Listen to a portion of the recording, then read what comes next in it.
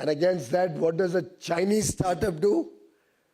Work on developing electric mobility, battery technologies. And with that, they're today dominating the electric mobility ecosystem. We are very proud of what India has done. But are we the best in the world as yet? Resources are going only towards hyper-fast logistics. And look at what the other side is doing.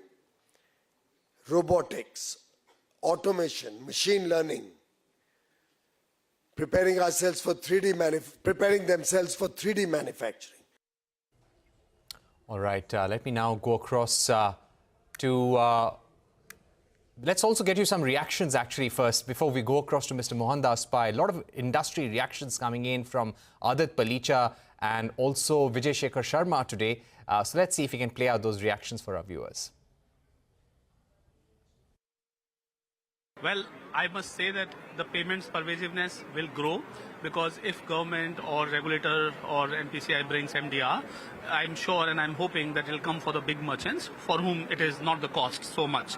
Rather, they pay larger cost even to the card-bearing customers. And then, if this is staying free for small shops, so we will continue to see the expansion. At Paytm, because as you've seen, we champion the small shops to large shops, we do believe that MDR will bring a new revenue stream to the economy, a new revenue stream to the payment economy, and that will be a net accretive for the business and net accretive for the expansion of payments in India. Yesterday, the Commerce and Industry Minister had alluded to startups in India and China and had explained the difference. How do you look at the entire ecosystem? Do you feel we are at the earlier end of the curve which China has already achieved, or there is much more which we need to do as a government or industry? The first and foremost I love about it is that 10 years back, nobody would have compared us to anything. The fact that you're being compared means that you're the challenger, you're the next in the queue, and people expect something extraordinary about it. And that is the privilege. And there is no doubt about it. Many Indian companies are not only making the deep tech, the AI, the semiconductor, and you talk about the investments, you read in the newspaper, listen to your on TV channel. The beauty is that India has vibrant ecosystem. There are different stages, different companies are doing it. The success of let's say, the commerce companies or many other services companies acknowledges that customers will also make a viable business model. So India, what it proves is that India is a viable business model. Number two, India has talent and capability to build and expand on new things, and the world is expecting from us. With deep tech and AI, do you still feel there is more scope in that? I would say that, it depends on the companies that are doing. I mean, there is no secret about it that we feel privileged that we've been able to do something in the payments, and it has become so wide. And I would again go back to sheer luck and God's love and acknowledgement that we were able to do it. It does not mean that companies were not doing that. And it's the same way, there are many AI companies and there are many AI products that will in due course show up. Obviously, it is something that some people started to invest much earlier, and India might have done some much later. All right, let me go across to TV Mohandas Pai, Chairman at Aarin Capital. Mr. Pai, we have seen some strong reactions. Many startup founders have been emotional. They've come up with strong reactions on the comments made by the Minister, Piyush Goyal, as well. But what's your thought as someone who's looked at the startup story of India very closely over the past few decades? Do you believe that somewhere we need to be more focused in terms of growing as a technology nation and innovation nation? Look, we are growing as a technology nation, innovation nation. Let it be clear. We have 167,000 registered startups, 22,000 funded, with the third largest ecosystem in the world. What we achieved in the last 11, 12 years is truly extraordinary. I've been investing in startups since 2012. Through all my funds, we have more than 500 startups invested. We have about 50 or 60 deep tech startups. We see a lot of startups in Bangalore. 700 startups come for capital every month to Bangalore. And we have more than 4,500 deep tech startups in India as per Traxin. And Traxin has got the largest database on startups in India and possibly in the world. We have all this, but they're very small companies and they all suffer from a lack of capital. The minister was right in saying that we don't have large deep tech startups. Look at what China has done.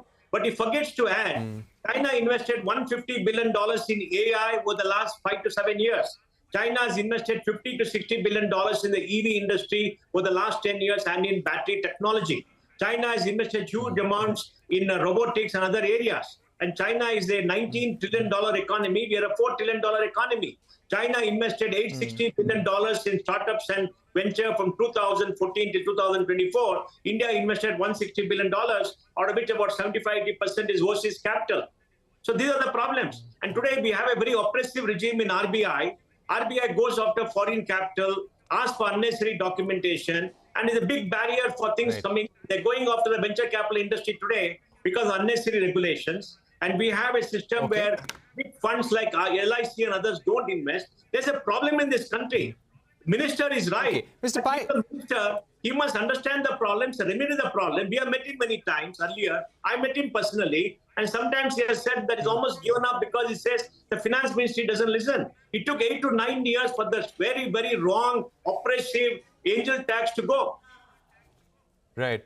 Mr. Pai, those are very significant points that you're saying. But what we would also like to ask you, and essentially what you're pointing out, that all these schemes for funding startups that have been announced till now, including a recent scheme by the Ministry of Defense to really support deep tech in defense.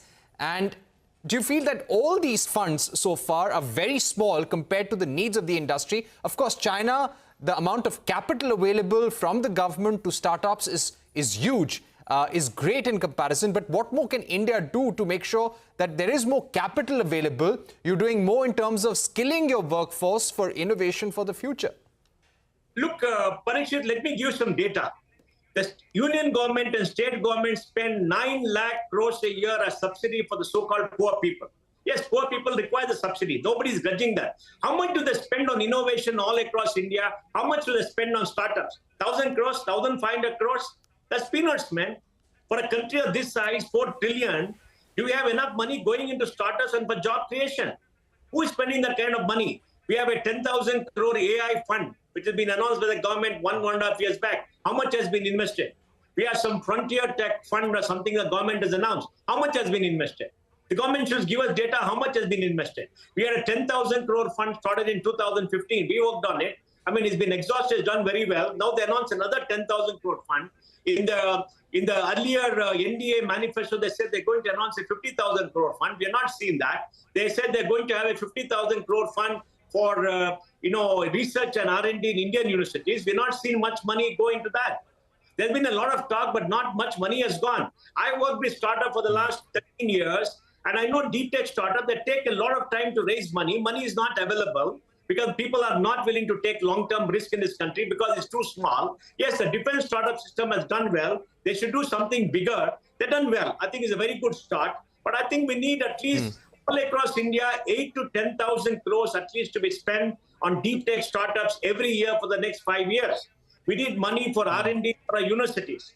We need CSIR and DRDO to release a lot of technology like ISRO is doing to all the startups, though we can work together. We need a collaborative effort. You can't fight a battle with both hands tied behind your back. And what India has achieved in startup, despite all, is extraordinary. Look at what happened in the UPI area. All the startups have come, they work together with the government. Government had a good program. We are the global leader in payments. We're the global leader in payments. So we need something like that to happen. Look at EVs. How much money has India invested in R&D in EVs? Ask the minister how much has he invested. Very small amount. They all come up on their own. Now the companies are coming up, picking up. They're doing well. And I think we need much more capital. We need much more grants. We have to focus on innovation. Innovation requires money. It requires blue sky research. It requires universities to come forward. It requires PhDs in computer science in Indian universities. Remember that OpenAI took about 11, 12 years and spent a lot of money to start with ChatGPT, right? They've spent a lot of money.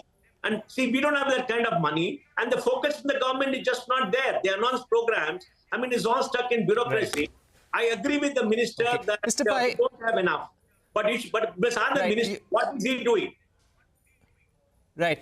That's an important point. You're saying that you cannot fight a battle with your hands tied behind the back. But in terms of lowering what you call regulatory barriers for startups, when it comes to China, they set a goal for 25 years, 50 years. And we've seen the kind of engagement that Xi Jinping has been doing with tech CEOs from around the world in Beijing. How do we need to replicate this in India and also bring down regulatory barriers? You said that to remove angel tax, it's taken 8 or 9 years. what would be the next big ask from the industry in terms of lowering barriers for startups? RBI is one of the biggest barriers for startups and flow of capital.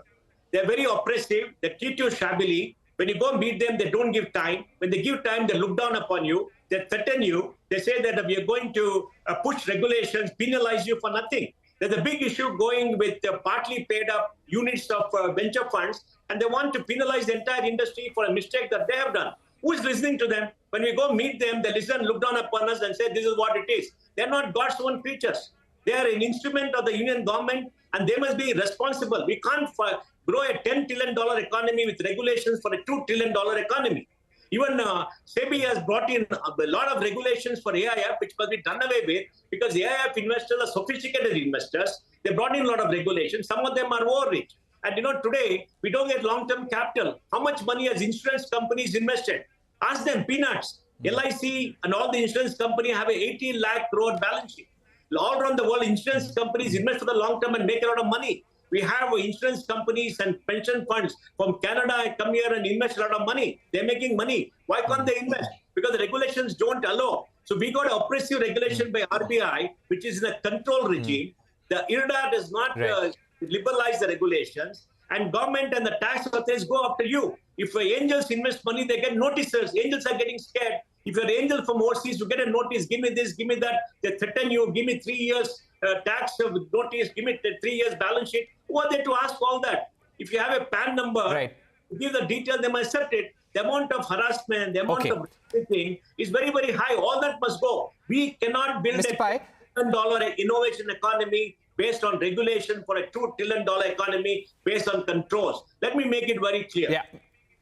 Okay, Mr. Pai, when it comes to having startups, now, Mr. Piyush Goyal made the point that, we are only focused on food delivery startups. Ice cream startups are being made in the country, and many of these are employing unemployed youth in the country, and they are being used as cheap labor.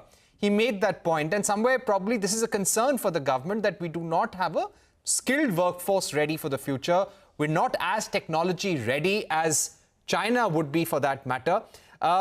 Having said that, because there are varying views coming in, there are startup founders who are defending the kind of job creation that have happened. There are others who are saying that this is a clarion call and should be seen as a challenge by the industry. What do startup founders now need to do? Of course, they will go wherever there is a business case. But if you had to give some advice, or if there was a point where you think the startups in the country need to think for the future and probably take an example from China, what would that be? Parikshit, saying that you're taking cheap labor, look, they're all getting jobs, man. They're filling the belly. I like that CEO who stood up and said, I'm giving jobs to 1.5 lakh people. If he's not given jobs, where will they be on the street? Is Minister Piyush Goyal giving to give jobs? Whose job is this to train people? Whose job is to skill people? It's a government job. It's a public investment that's required. The IT industry skilled 6 million people over the last 20 years. I was part of that. We skilled them. We spent $3 or $4 billion a year. We created our own thing and created a world-building industry. What did government do to skill all of them? The education system is broken. They got half-trained people who come out of the colleges. We hire them. We train them. We spend money on them. We pay them salaries, and we build this great industry. Right? We did it. What did government do? Yes, they gave us a tax break, which is very good. Now, for all this skilling, they have to spend money. Only now they have an internship program, even a half-baked scheme, but it's still better